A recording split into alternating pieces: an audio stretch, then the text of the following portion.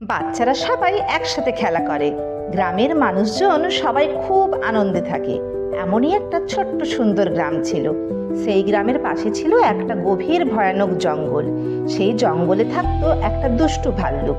সে রোজ রাত্রে গ্রামে আসতো আর সুযোগ বুঝে গ্রামের বাচ্চাদের তুলে নিয়ে গিয়ে মেরে ফেলতো।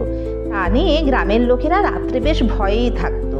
ওই গ্রামেরই এক ছোট্ট ছেলে যখন তার মায়ের কাছে জানতে পারলো তার বন্ধুদেরও ওই ভাল্লুক মেরে ফেলেছে, তখন থেকে সে ভাবতে লাগলো ওই ভাল্লুকটাকে কিভাবে জব্দ করা যায়। একদিন সে তার মাকে জিজ্ঞাসা করলো, মা, ভাল্লুক আর কি খেতে ভালোবাসে?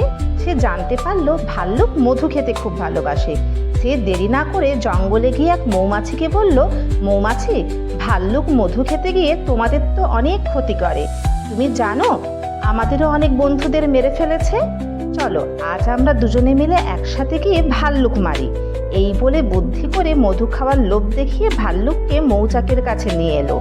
ভাল্লুক যখনই মধু খাওয়ার জন্য মৌচাকের কাছে গেল, অমনি তখন একদল মৌমাছি এসে ভাল্লুককে হুল ফুটিয়ে মেরে ফেললো। ব্যাস, সেদিন থেকে গ্রামে আর ভাল্লুকের কোনো ভয় রইল না।